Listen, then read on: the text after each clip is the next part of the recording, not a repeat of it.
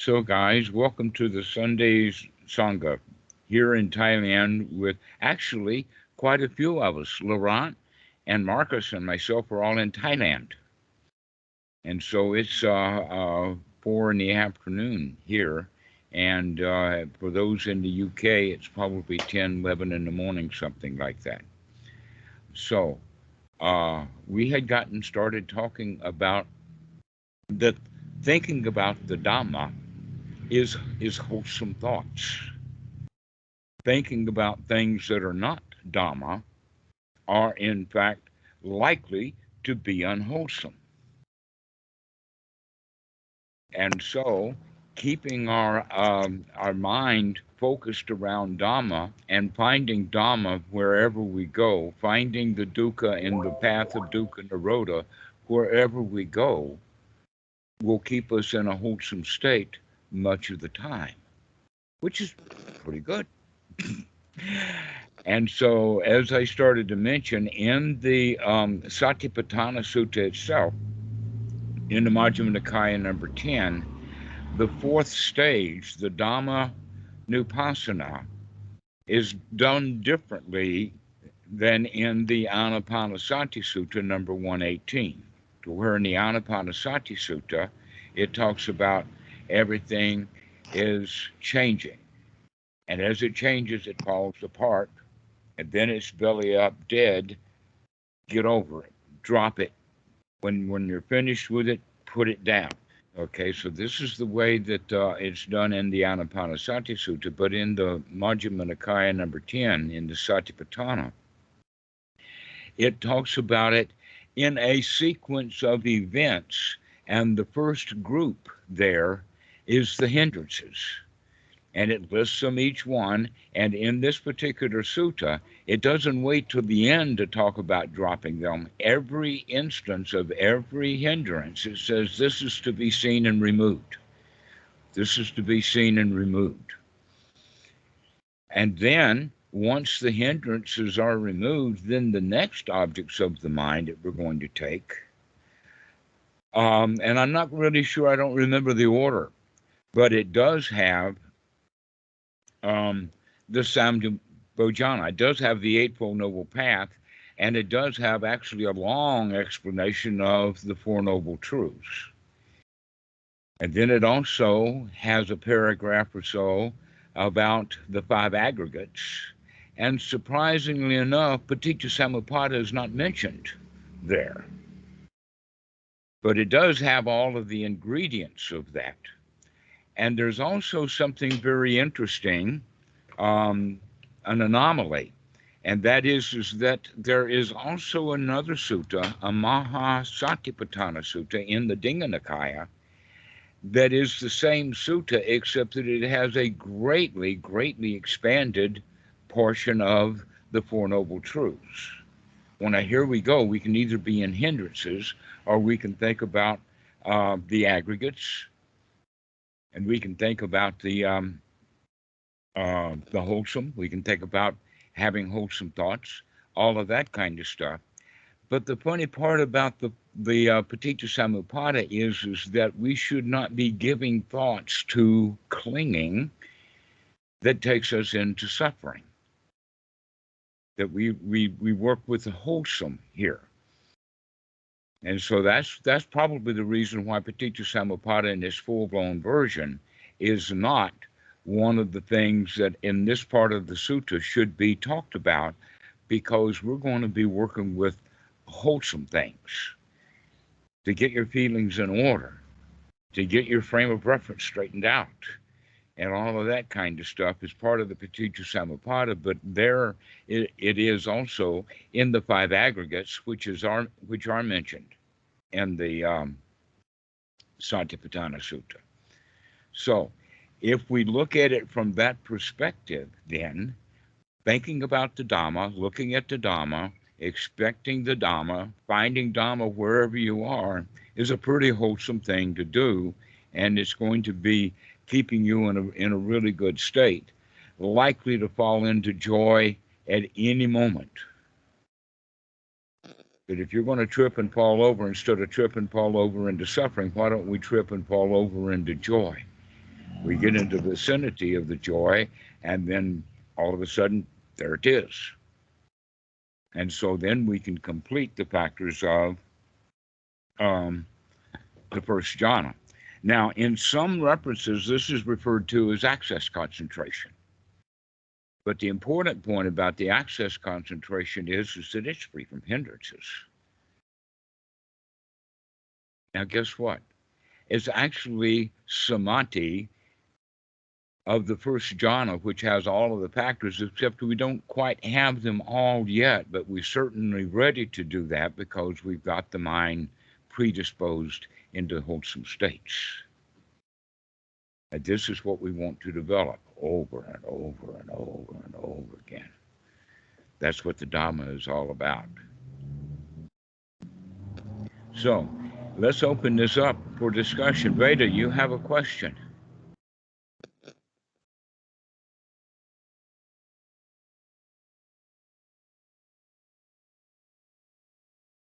Mm-hmm. Anybody?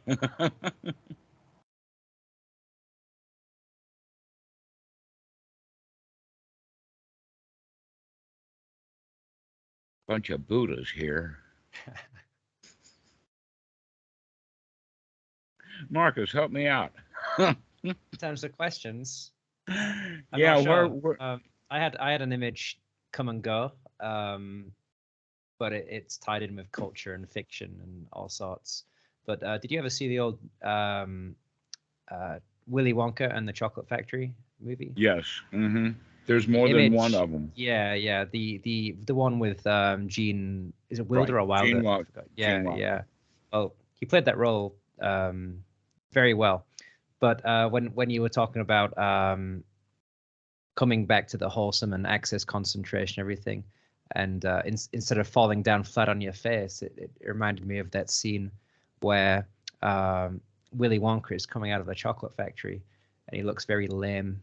He's got the cane, and his cane gets stuck in the ground. He's falling over. He breaks into a roll, and Uh-huh. Do you remember that scene? Oh, yeah. So there's actually a technical term for it, a pratfall.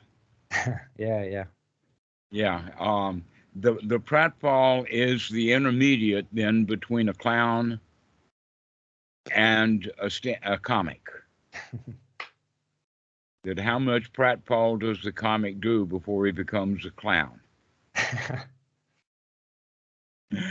So, that, by the way, is some old information from my dad. He was in the entertainment business.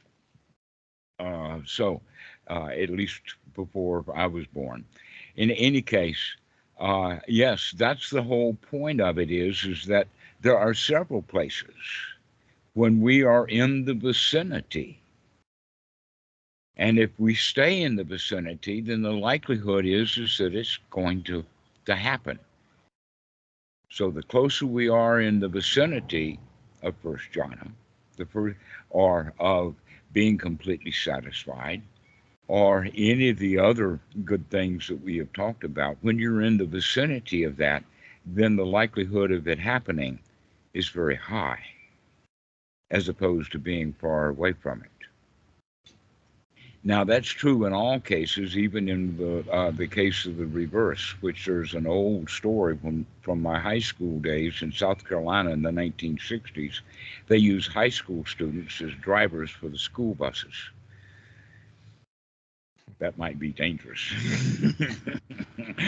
And so one of the questions that was commonly asked by the guy who assigned bus drivers was, okay, here you are on a curve that's going around a mountain that has a steep slope on the other side. How close to that guard railing can you get your bus and still stay safe? All right. And the answer is, oh no, you want to stay as far away from that guardrail as is practical. You don't want to get close to it. You want to stay away from it. Well, here in our case, we want to get right on that guardrail, because then we may slip into some exalted state. And the way to get into that is by constantly thinking about the Dhamma. Put the Dhamma into everything. Remember the Dhamma. And so we can actually rehearse about the five aggregates. What is consciousness? Investigate it, play with it, figure out what it is that is actually consciousness that you thought were you all along, when in fact it's not. It's a mechanism. And then also start looking at this pile of junk that we carry around, this sankhara, this pile of old dead rubbish, and how we can look at it and decide that we don't need that much of it anymore. And then the big guns, and that is perception, because that's where all the concocting and all of the imagination and the same process is done for actual remembering memories, as well as creation, as well as imagination, as well as delusion. It all goes through the same mechanism called perception. And how it winds up being either delusional or spot on has to do with the way that we concocted it based upon the sankharas. And so if we're using more recent sankharas, then the likelihood is that we're going to get a closer result of our perceiving. What do we perceive? Okay, so actually in this regard, we can say, oh yeah, well, let's start looking at the five aggregates. Let's start playing with them as a toy. Let's spend some time with them. Let's figure out, in fact, that within these five aggregates, there is no me there. That me is a concoction of the ingredients that happen when we stir all this stuff up. But individually, the components are just like a car. If you took it apart completely and scattered car parts all over the yard, do you have a car anymore? Where's the car? The car, maybe the only place that car actually exists is in your mind. And it's hard to drive around. It may even be hard to put back together again, because all of the car parts and all the ways that they were put together, you didn't keep track of when you took it apart. What's the Greek kind of thought experiment on that with the boat? I think it was an ancient Greek, something similar to that as well. Mm-hmm. Yeah. Go ahead. Well, I might have to look it up. I remember reading a Rob Bear book, and he also talked about it, that they took the ship apart, and at what point is it a ship? What point is it not a ship? Same with the, Right. an example of a chair and everything. Yeah. There's a Mahayana sutta about Nagarjuna and Milanda, where they actually took a chariot apart. And where is the chariot? The fact is that it's always inside the human mind. Even when it's put together, it's still not a chariot. Ship of Theseus. I remembered it. I just checked. Aha. Okay. So this is common old wisdom. And yet we need to apply it to ourselves, because in our modern society, we have decided, basically, most of us, in fact, are actually programmed into, I am the body. Let me fix it up. I'm going to put some lipstick on and some hair, put some clothes on, put some gold around, put some rings on. Going to make me look better because I'm the body. How many of you seen any advertisements about that?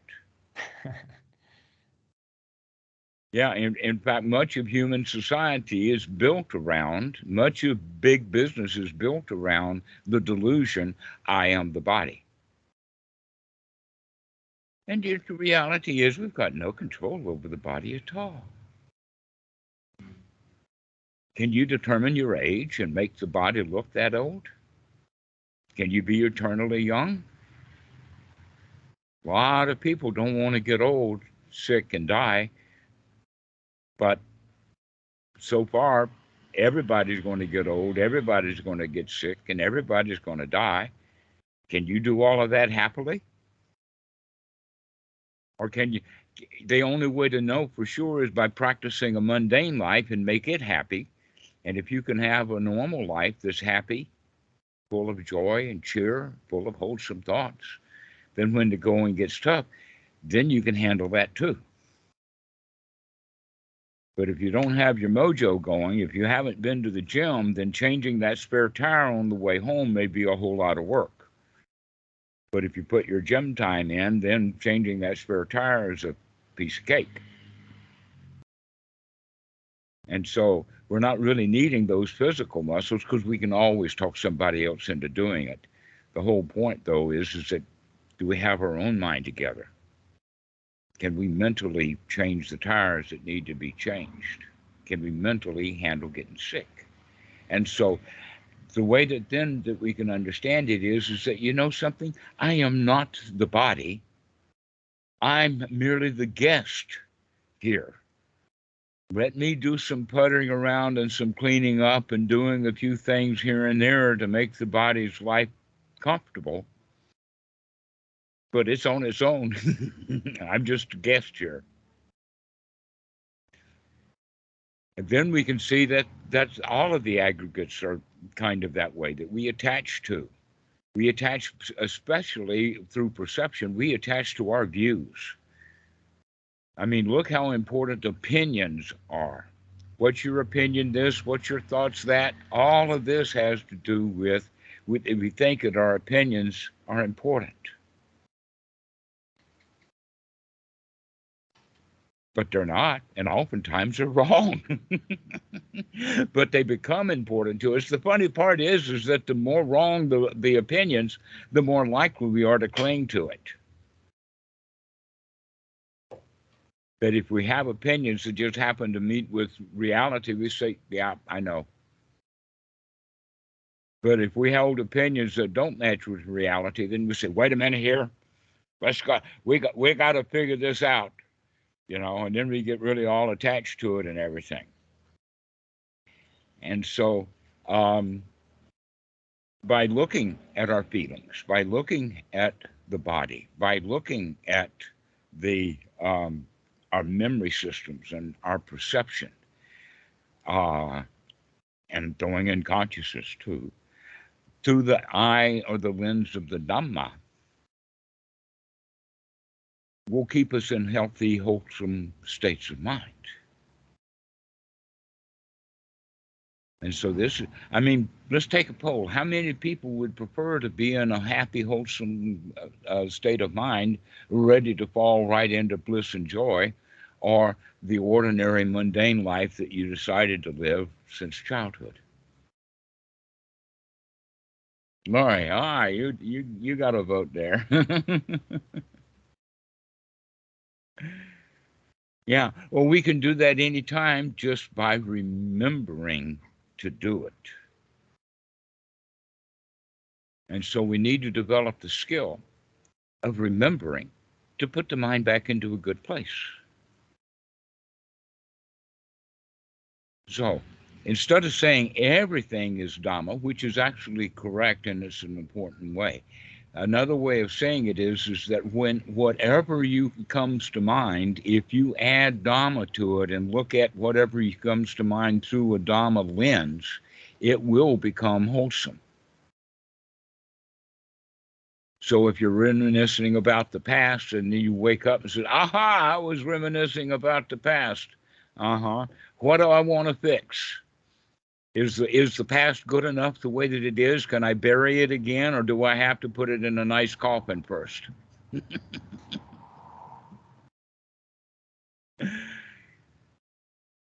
And so paying attention, waking up and seeing what kind of thoughts we have, just whenever we can. This is not a thing about an always, because Westerners will write a rule about, oh, you're supposed to be in a wholesome state of mind all the time. And then when you catch Shame your on you. Shame what? on you. You were supposed to be happy. Yeah, shame on you. You're supposed to be happy all the time, right? And while we're fussing at ourselves, we certainly are not happy. But when we recognize from the Dhamma the point of view of being friends and nurturing, then when we're not thinking about the Dhamma, we can say, well, let's just go add a teaspoon of sugar here. We got some lemon. Let's make some lemonade out of it. Or as Life of Brian said in the song, always look on the bright side of life. That everything has two sides to it. We often pick it up and look at the wrong side of it. And so all we have to do is turn things around, add some Dhamma, add some sugar, recognize that, hey, we can handle this. Then we're on the doorsteps of bliss all the time.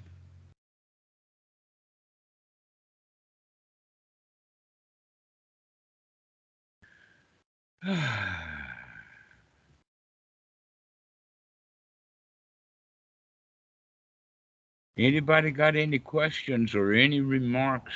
Kat, I haven't heard from you in a while.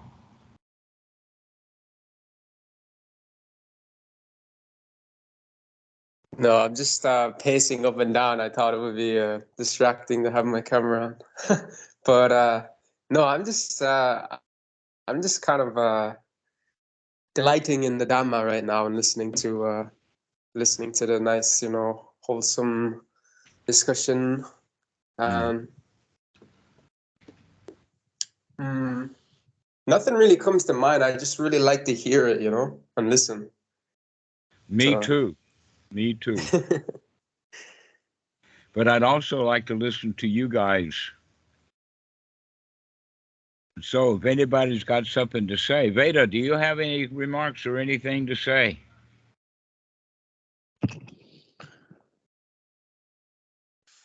From standpoint of association, I see the last couple weeks and months a lot of breaking cycles and the importance of cycles and having more and more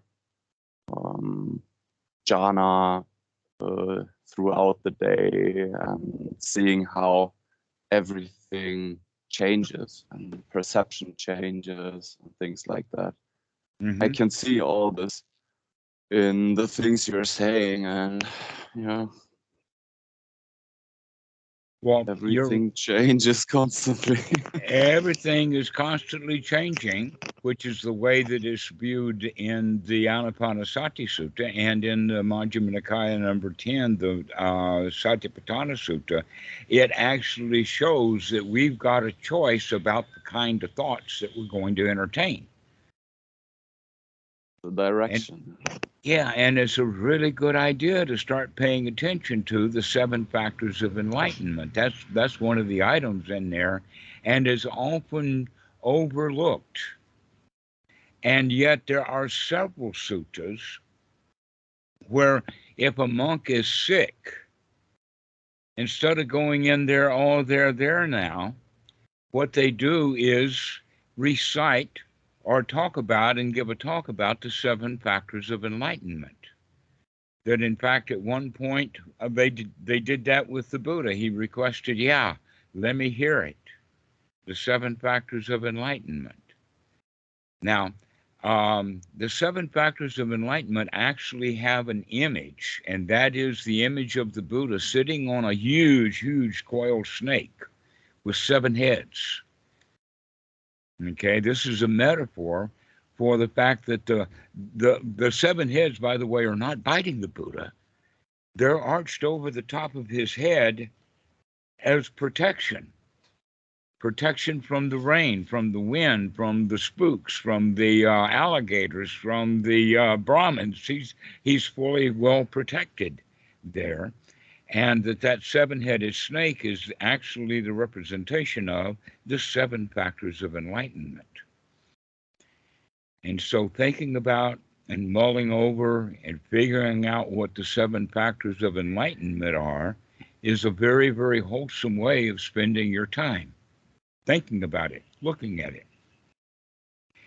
And one of the primary ingredients that is actually listed with each one of the factors is unremitting.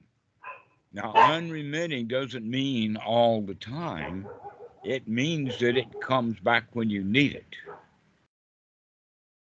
Okay. It's not incessant, but it is unremitting. It does not take a real break. It's there, it's on standby. And then when you need it, out it pops. That's what makes it an enlightenment factor rather than a skill to become developed. And so, in that regard, the seven factors of enlightenment are, in fact, a different way of looking at the Eightfold Noble Path. Because most of the ingredients that we need are right there listed in order. And that in the Sambhojana, the number one item on the list is, guess what? The one that I keep harping on over and over again, and that is unremitting sati. Unremitting, keep waking up and looking at what's going on. Unremitting, recognize that you're alive. Unremitting, waking up into the here now, to come out of our thought process into the other senses of touch, smell, sight, sound, the real senses that we do have consciousness of. And so, in fact, when we begin to examine consciousness, we want to do it in the senses that are external rather than the internal sense, because that's where we have already gotten lost most of the time anyway, is that we're not conscious of what we're thinking. So let's develop consciousness by being consciously aware that I'm actually listening to something. I'm consciously aware that I'm actually reading something and paying attention to it, or whatever. So, as we develop this issue of unremitting sati, then all of the factors become unremitting to wake up and do this little sequence of events. Okay? And what's the next item on the list? Unremitting investigation of the states. Unremitting investigation of the state of mind, the content of the mind, how we feel, what the body is doing. Is it relaxed? Is it safe? Whatever it is, we actually investigate that, the whole Satipatthana. Yes, Kat, you got a question? Yeah, I was wondering, can you go define like what the difference is between sati and mindfulness in because I just want to understand, mindfulness isn't just a knowing. Mindfulness is like the ability to be. Mindfulness is a word that was invented by people who didn't know what they were reading in the suttas. Mindfulness is an English language word. If you understand it from that, then we can go back to the Pali and look at what's really there, which is this issue of sati, the wake up. Become alert. Go back into your senses. Become conscious of your surroundings, etc., like that. Waking up. It's like the kid who is sitting in the back of the class and looking out the window and daydreaming, and the teacher sees him doing that, and she says, "Johnny!" And that's sati. She hit him. She anchored him. She got his attention, okay? So that's another way of saying it, getting your attention. So now what are you going to pay attention to? Well, we're going to pay attention to the stuff that we've been talking about. We're going to pay attention to the body. We're going to pay attention to the breathing. We're going to pay attention eventually to how we feel about everything. And I mean, right now. So, sati, in combination with investigation, would wind up being mindfulness. Except that the way that we're talking about it here has real power to it because we know precisely what we're doing. And yet here you are. I mean, how many months have you put into the Watts and how many meditation classes and all of that you've done? I mean, you're a really advanced student here, Kat, and you're asking me that basic question, what is mindfulness? And I don't blame you for asking because it's ill-defined.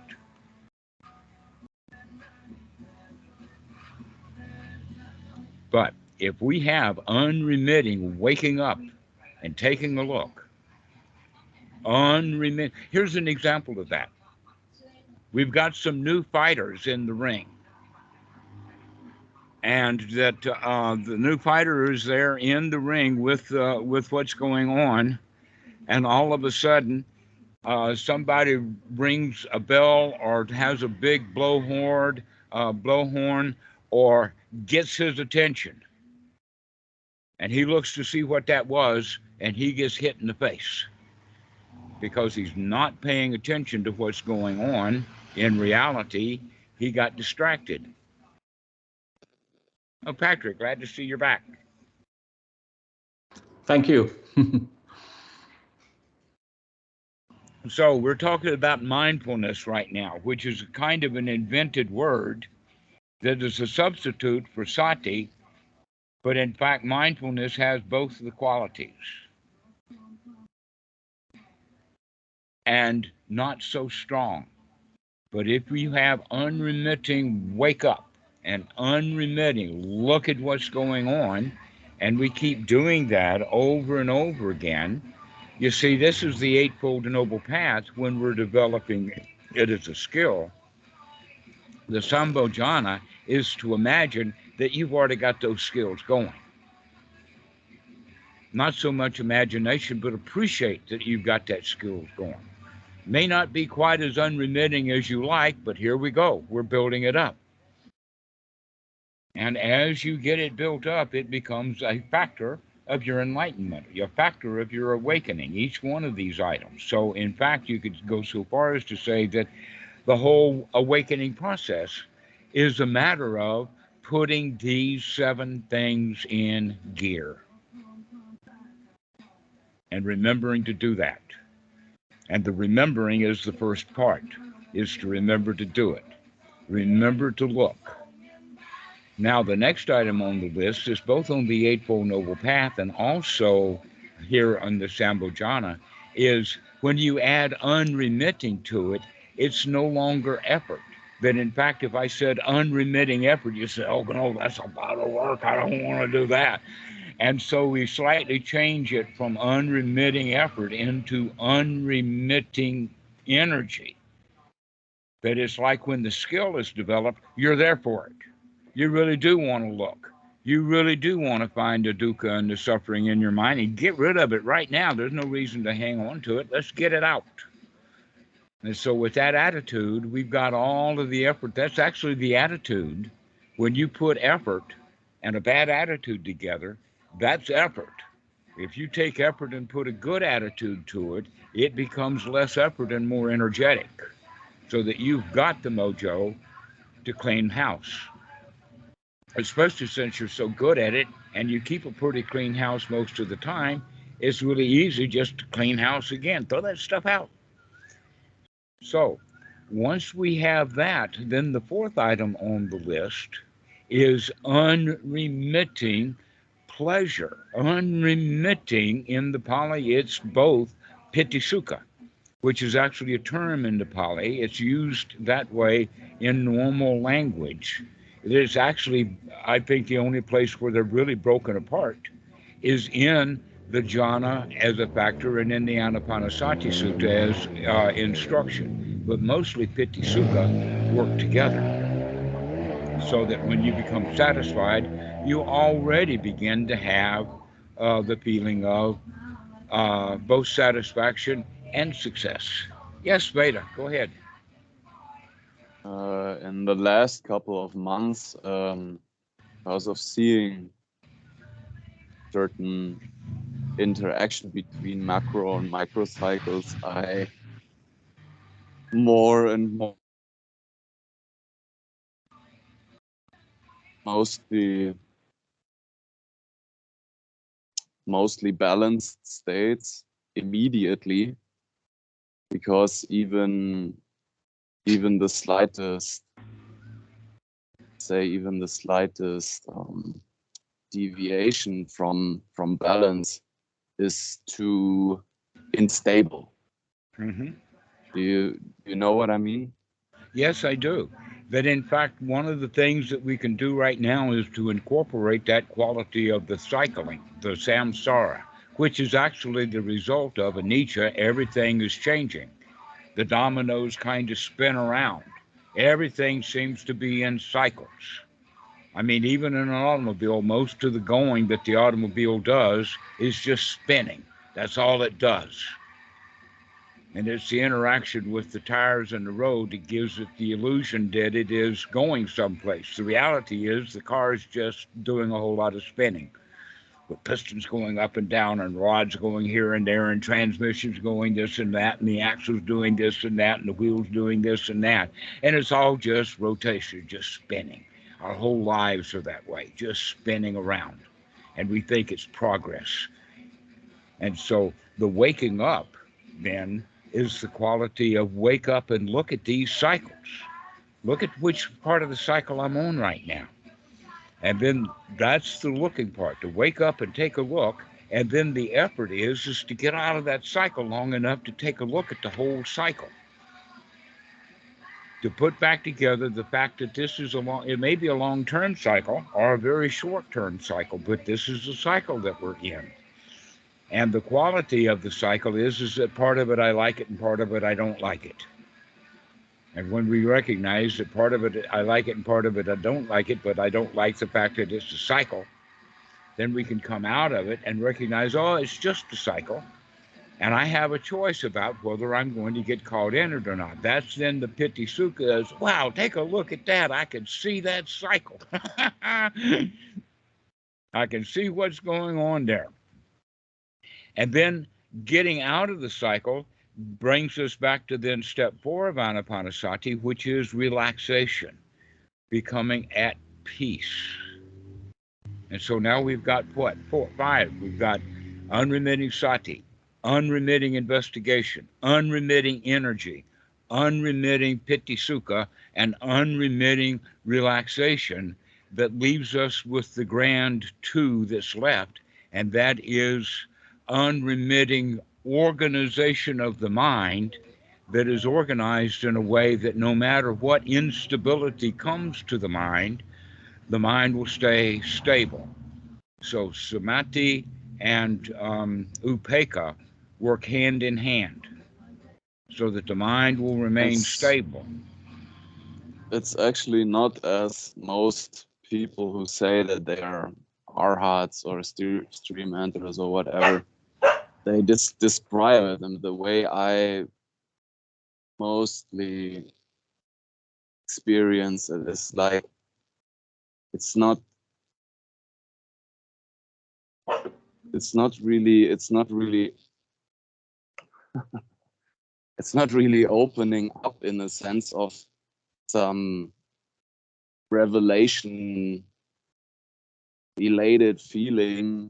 It's more that everything stops and then things get clear, completely clear and calm. While we're on the merry-go-round, it's hard to see, and we get drunk. We got to get off that merry-go-round, and then we can see things really more clearly. That's exactly right. And so remembering to wake up, get off the merry-go-round, happily, quietly and peacefully, and allow the mind to settle down so that you can handle anything. That's the upekkha, to be able to handle anything. So simple. It really is kind of simple. The Dhamma is actually quite simple. The steps that we go through have been laid out for centuries and people have been practicing them. So what I would recommend is that when you've got nothing to do, like waiting in line, or when you intentionally have nothing to do, then you can bring the mind into the Sambhojana and start reflecting upon it.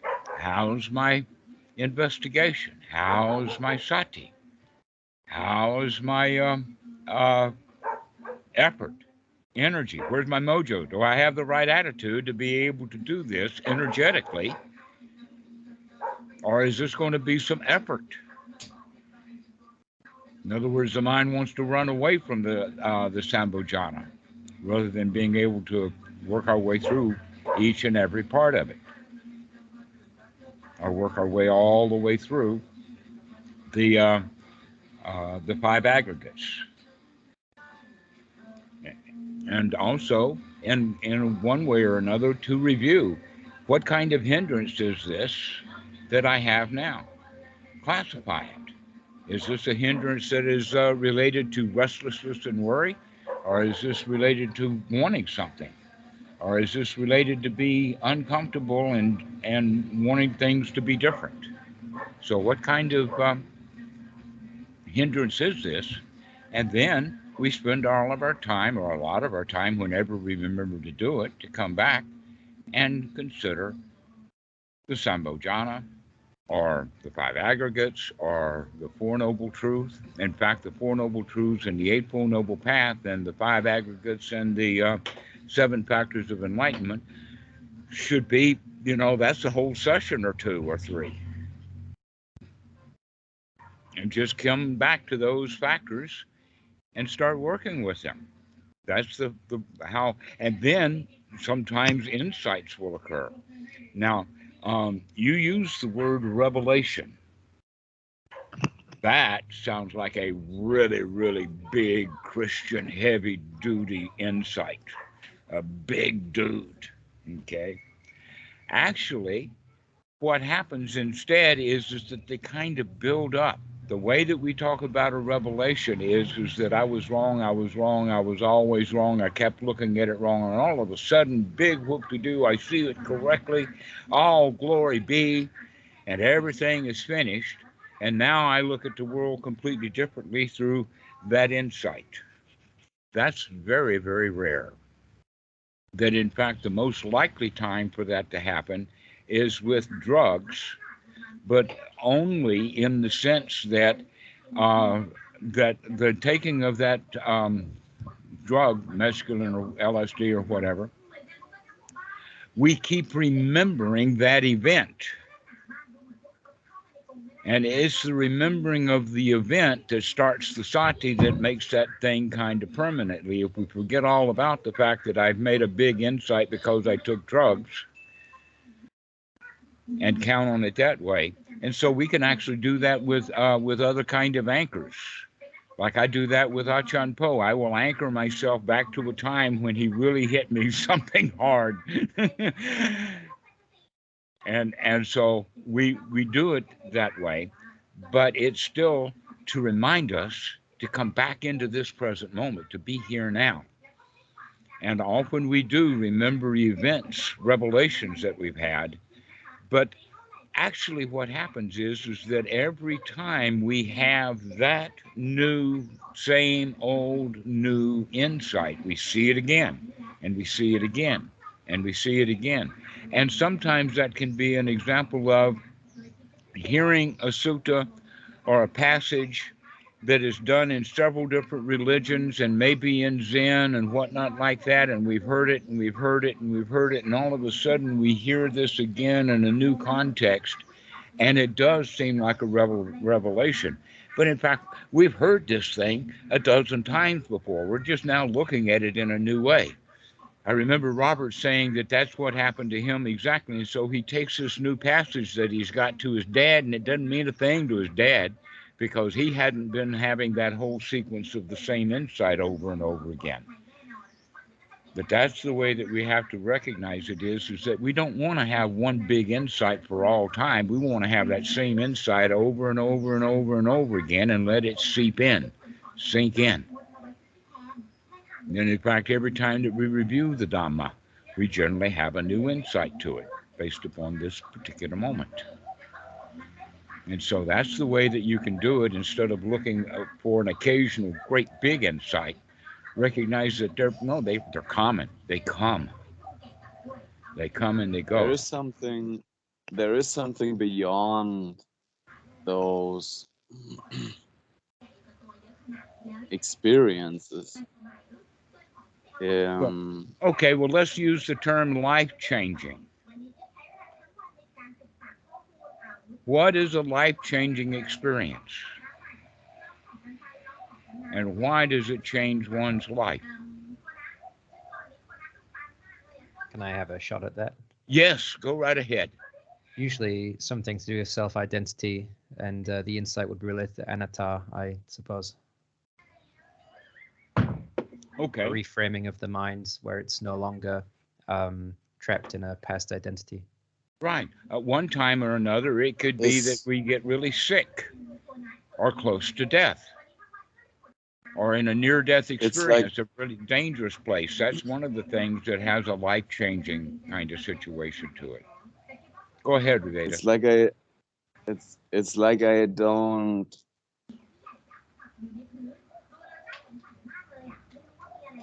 really remember my life like I used to remember it. It's like being multiple persons. One person is just experiencing now, and then there is this copy that experiences something completely different, and then there is comparison between the two, and it's just both dissolve, like both are completely meaningless. Well, in a way, we're all like Sybil. Do you know what I mean by Sybil? Sybil is a word from Greek language that's given to people in modern times that have a multiple personality. And generally, they add the word disorder. Okay. Guess what? We're all a crowd. We are all inside.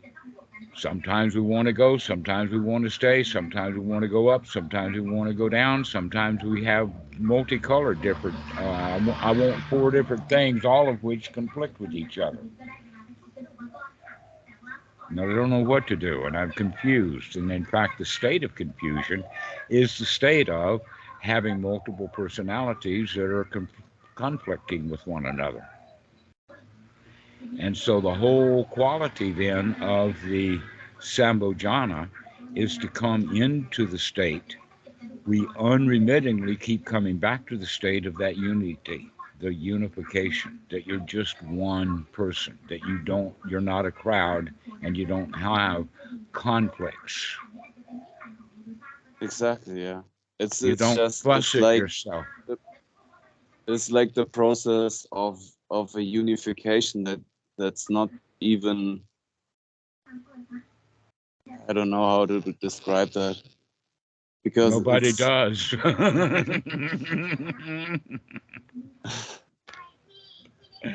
A lot of what we're talking about down deep inside is indescribable. We just can talk around it and dance around it, but the reality is that it's undescribable. Reality is we speak in metaphors. That's why we speak in metaphors. It's when we start taking the metaphors literal, that's when we get into trouble. Because it's all just conceptualizations. And the whole point is, how can we talk in concepts to teach people to come out of concepts and come into the reality of the moment? That in fact, the attachments for greed, ill will, and delusion. That's where all this confusion attaches to. And so reorienting ourselves so that we're actually intending to have wholesome thoughts about how the mind works, about the 5 aggregates, about the 7 factors of enlightenment. Having those kind of thoughts and mulling that over, we'll have one brand new same old insight after another. And we go around saying, wow, wow. Wow, it was just like I thought it was.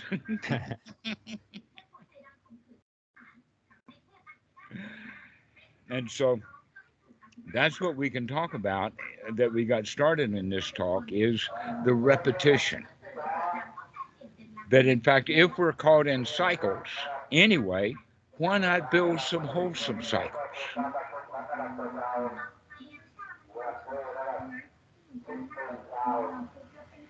Let's have some wholesome cycles. And so we can keep the mind focused on these items that are part of the teachings of the Buddha because they're always wholesome.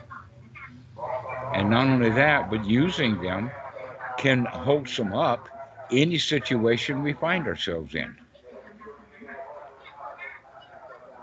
And so that's what we recommend, highly recommend intentionally thinking about how nice things are, intentionally thinking about, I can remember, I can look, I can do this easily, easy peasy. I can get the benefit from it, and I can feel really good. Then I can feel relaxed. Then I can feel really, really laid back.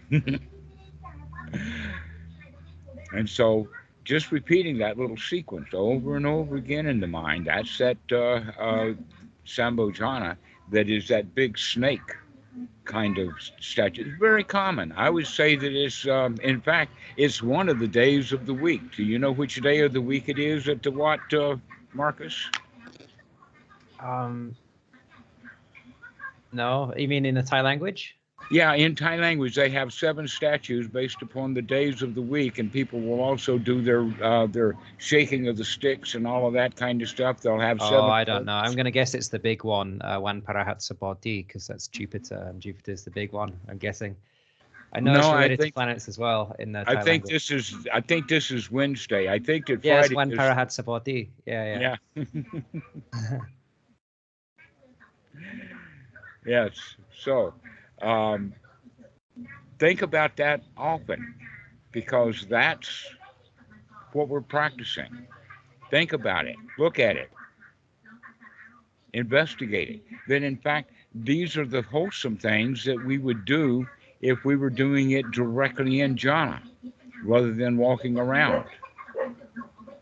But when we're walking around, let's have wholesome thoughts. Let's think about how things are that way.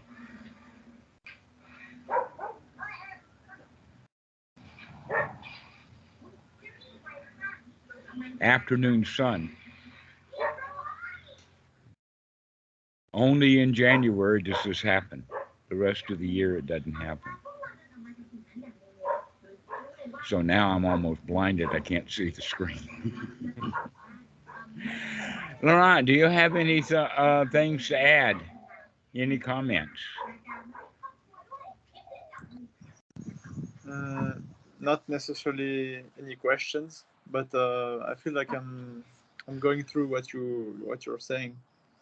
So it's good to hear again, and to keep applying. It feels like every time I apply the wholesome thoughts and the practice, it gets a bit clearer. Sometimes I get a bit more insight, and so it's kind of like a progress in a way. But yeah, it's never perfect. Sometimes then I forget, and we're not looking for perfection. We're looking for joy in imperfection. Right. Yeah. Makes sense.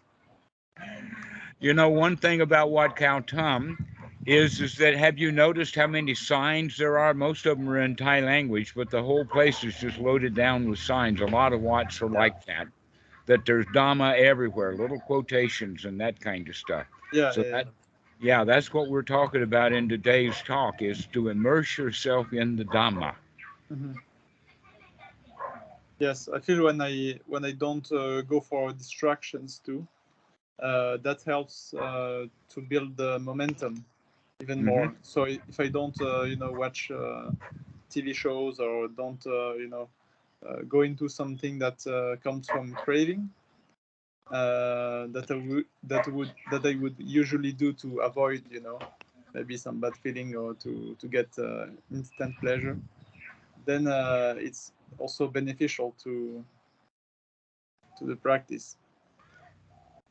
Absolutely. All right, so we've got a testimonial here. Yes, it's a working system. Veda, you got your hand up. I was just checking. It doesn't show. Hopefully it goes down now. No, I don't really have anything to add to this. I mean, for me, mostly these days, it's just keeping the system working, mostly for all the things. If you have to do something, that's probably, and the transition between relaxation in the mundane sense and the rest of the day. Yes, that's right. Just wherever we're going, let us say living the mundane life, but paying attention to the 7 factors of enlightenment, the Eightfold Noble Path, the 4 Noble Truths, the 5 aggregates. These are things that we can focus on, as this is the kind of stuff I'm going to be thinking about when I'm waiting in line or waiting for a meal or many kinds of waiting times, or when you've got nothing better to do. This is where we go to. This is the go-to place of wholesomeness, is back to the Dhamma. There's nothing really else that's there anymore, you know. I mean, what We start to care doesn't about matter. that. Exactly. We don't care about that old world anymore because we know that our happiness doesn't come from the world. Oh, boundless joy to find at last there is no happiness in this old world. And so paying attention to that old world is only useful when we add a whole big dollop of Dhamma to it. To recognize that on the news, if you're watching the news, that this is more than likely not 100% correct, that they're going to bend this and twist this into whatever attitude that they have there. That's how the world works. And then we can enjoy the show rather than believe what they have to say. So don't believe anything that's said on the news. That even if, and some will say, oh, well, you've got to check it and re-verify it. Well, yes, you can check it and re-verify it in your confirmation bias 7 times and ignore 14 times when there was a dispute about it. And so just leaving ourselves to the point that, hey, we don't know. We don't really know what's going on out there. What we do know, though, is that I can stay wholesome and healthy and happy right here, right now, no matter what the old world is doing, no matter what lies are being spun in the moment. That you're okay. Vader, you're all right. You're okay already. I know. All right. So does anybody else have any comments? Yeah, I Patrick. got my Thai days of the week wrong. Thursday is Wan Parahatsapadi, and yeah, Wednesday is Wan Put, and Put Wan Put. Buddha, you know. Okay. Put Bud, same kind of word.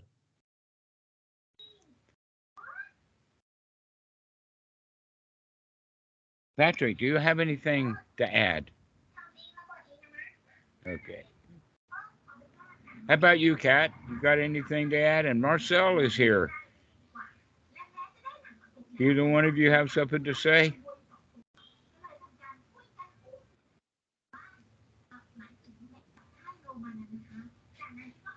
I do not. No. All right.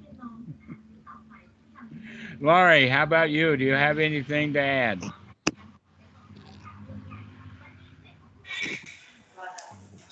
Just would like to thank you. I've been learning a lot from this talk and other videos I've been watching. And for now, I'd just like to thank you.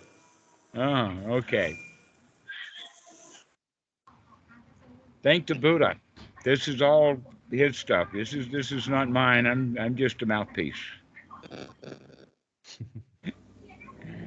So we'll see you all later. I'm really glad to see you today. This has been a good talk. Just in fact, Thank you very much. It's been a really valuable talk, I think, because we never thought that we had a choice about what we're actually going to spend our time with throughout the day. Let's do something wholesome. Okay. Enjoy. Enjoy. Enjoy your life. Enjoy. Yeah. All the best.